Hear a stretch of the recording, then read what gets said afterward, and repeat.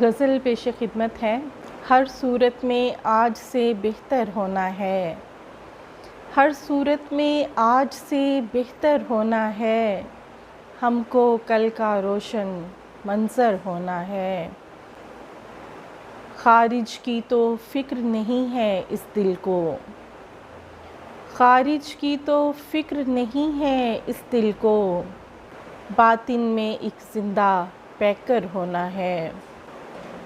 ख़ामोशी अब आदत बनती जाती है, ख़ामोशी अब आदत बनती जाती है, तन्हा हर महफ़िल के अंदर होना है।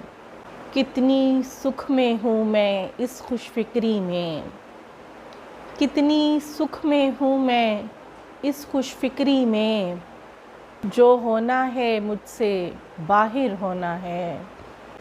कौन संभाले मुझ वहशी की यादों को, कौन संभाले मुझ वहशी की यादों को, जाने किस दिल को मेरा घर होना है। कौन संभाले मुझ वहशी की यादों को, कौन संभाले मुझ वहशी की यादों को, जाने किस दिल को मेरा घर होना है। ज़ुल्म को चुप चुप सहते घायल बेकल लोग, ज़ुल्म को चुप चुप सहते घायल बेकल लोग, तकते तकते मुझको पत्थर होना है।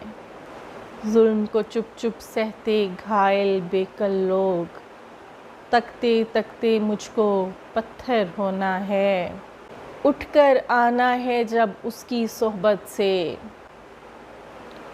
उठकर आना है जब उसकी सोहबत से, पीछे एक यादों का लश्कर होना है।